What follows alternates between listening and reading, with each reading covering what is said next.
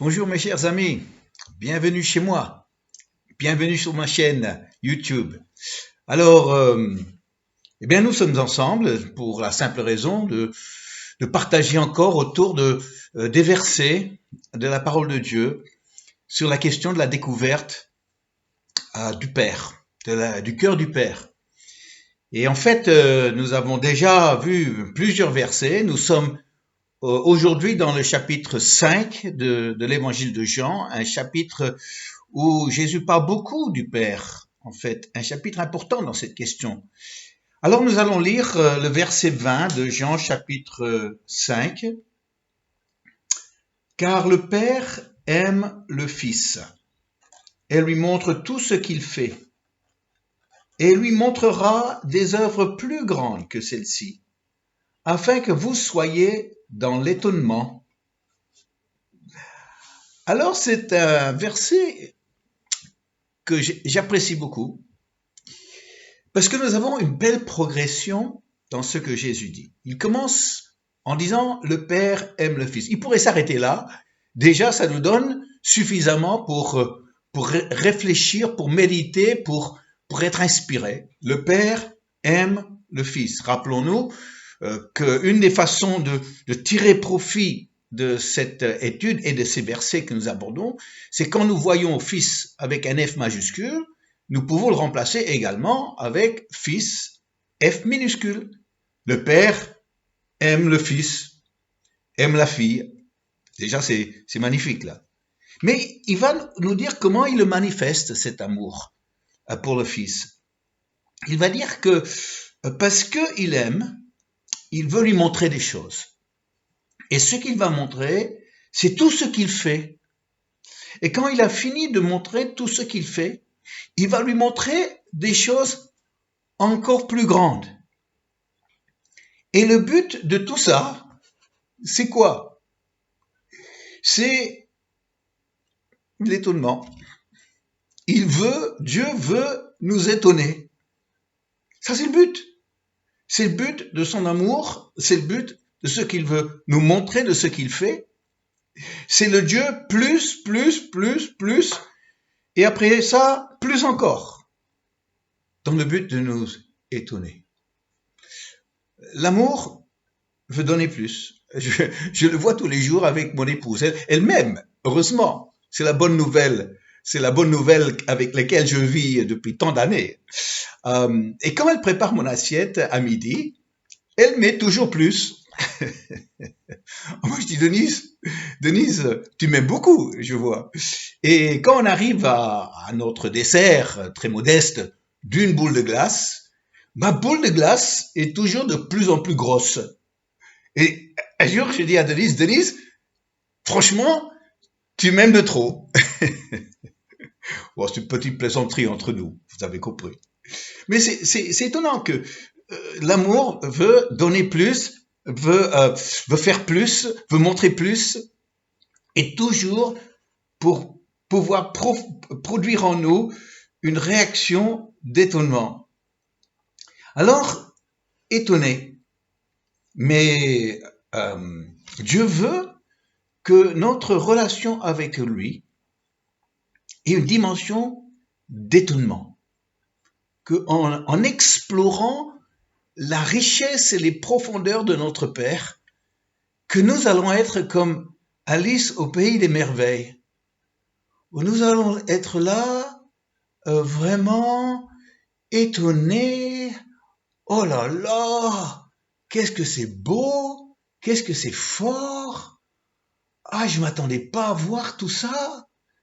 C'est un peu ce que je crois je vais vivre lorsque je rentre dans cette ville céleste dont l'Apocalypse nous parle, des rues pavées d'or transparents, des pierres précieuses.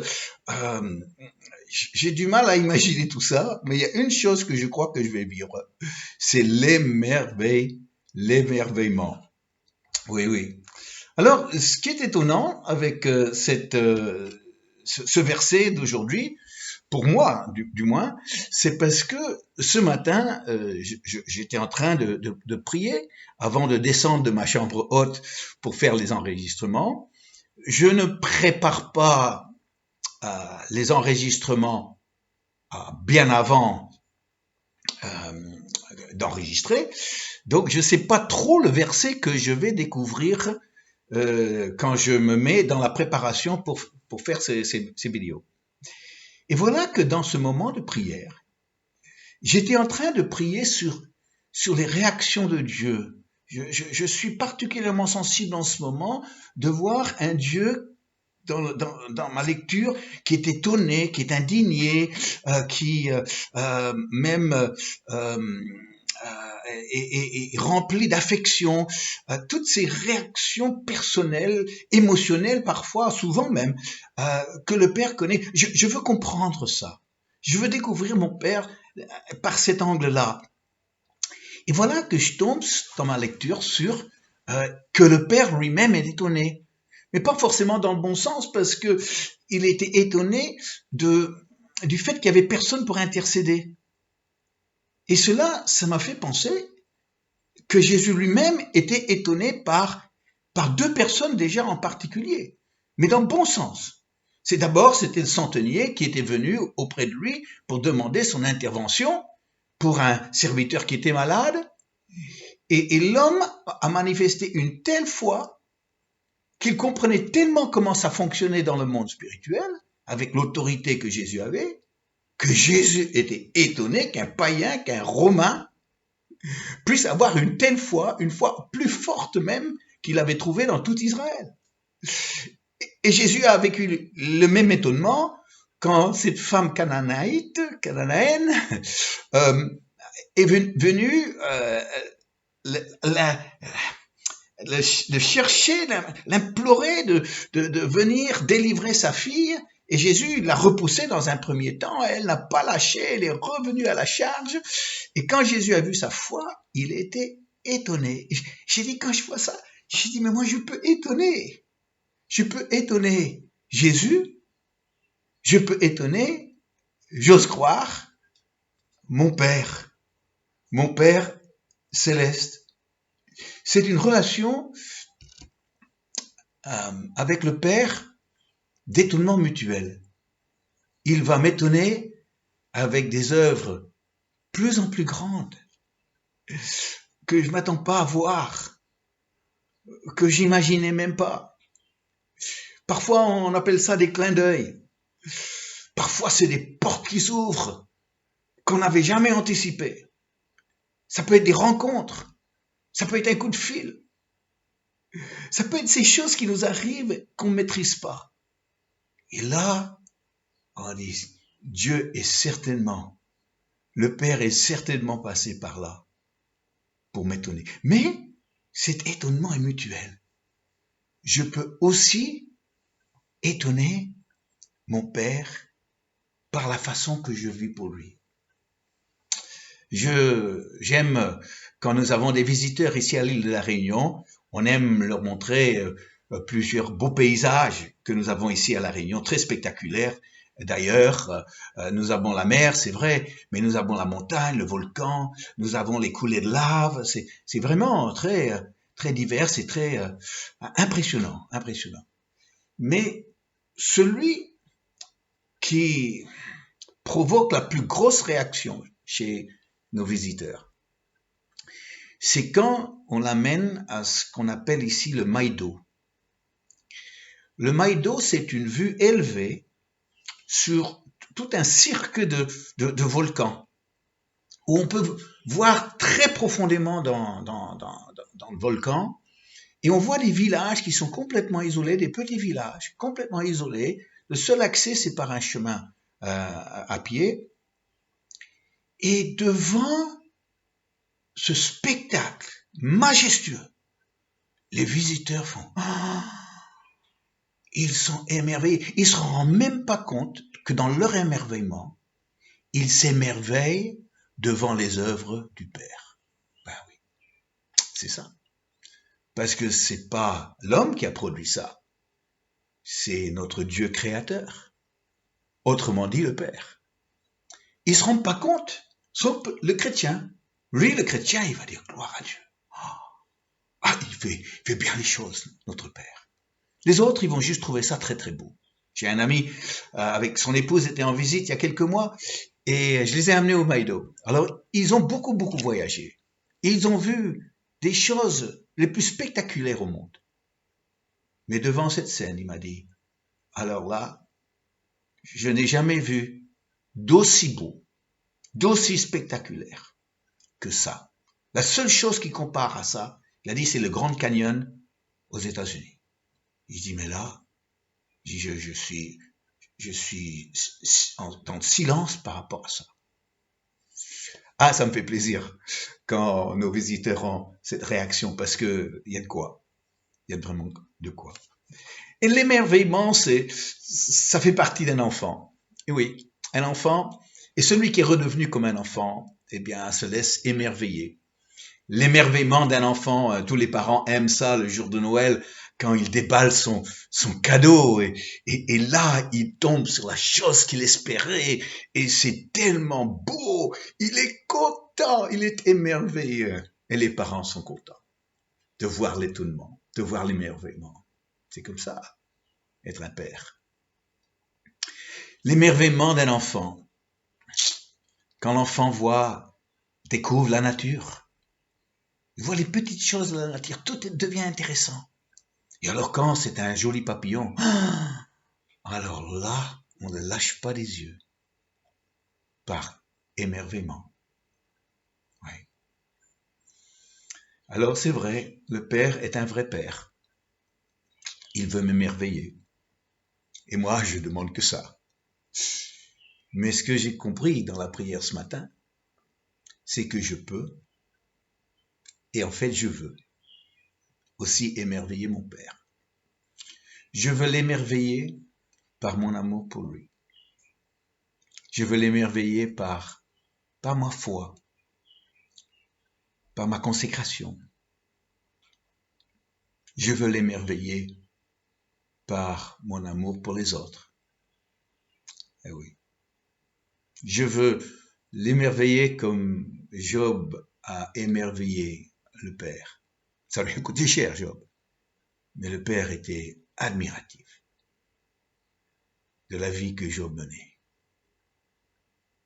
Et aujourd'hui, je veux vivre cette réalité-là avec mon Père. Et quand je pense que je peux vivre d'une façon étonnante pour mon Père, ça m'étonne moi-même. Oh, c'est une belle façon de vivre sa vie. Parce que chaque jour devient une journée remplie de possibilités. D'un Dieu qui veut montrer son amour pour moi. Ce Dieu plus, qui est le Père. Et moi, je suis preneur. Je dis, Seigneur, tu veux m'étonner parce que tu m'aimes? Étonne-moi. Je veux vivre ma vie comme ça. C'est l'attente de vivre sa vie avec Dieu au quotidien, avec un Dieu agissant. C'est vraiment une très belle façon de vivre sa vie que je vous souhaite à tous, chers amis. Oui. Alors, un de mes petits chants que je vous partage de temps en temps dans les vidéos, peut-être de plus en plus d'ailleurs, nous parle de cet émerveillement. Et je vous propose qu'on le chante. Peut-être vous commencez à le connaître, vous pouvez le chanter avec moi. Oh mon Père, reçois toute ma reconnaissance. Oh mon Père, tu m'émerveilles par ta présence, par ta main puissante et ton amour si grand combien tu comptes pour moi, oh mon Père. Chantez avec moi. Oh mon Père, reçois toute ma reconnaissance. Oh mon Père, tu m'émerveilles par ta présence, Par ta main puissante et ton amour si grand, combien tu comptes pour moi, ô mon Père. Et si, dans la prière, on redevenait comme des petits enfants, et on se permet d'être étonné devant notre Père qui nous aime tant.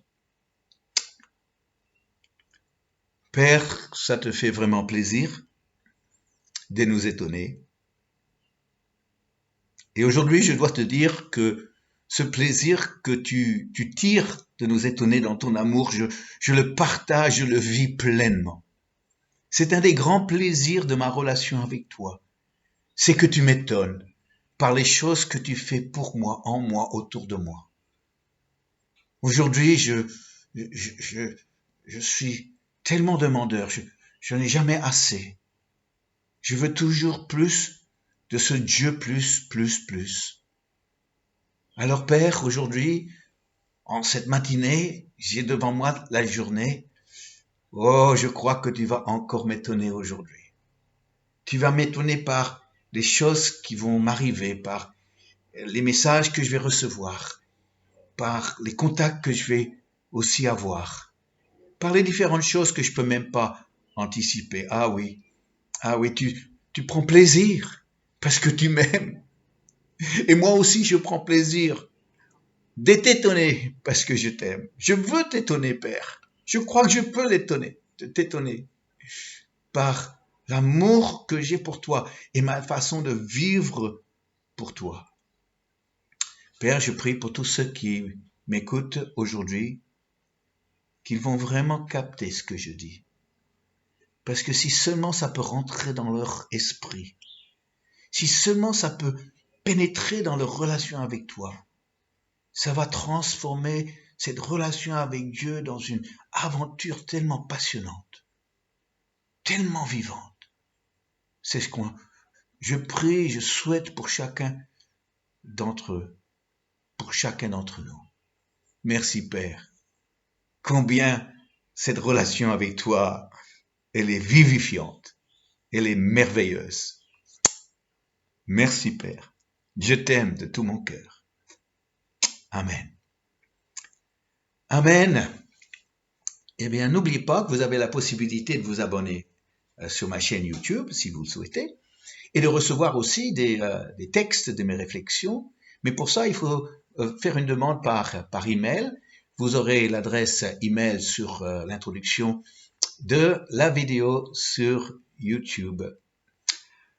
Alors, je vous souhaite une très belle journée et je vous dis à bientôt. Au revoir.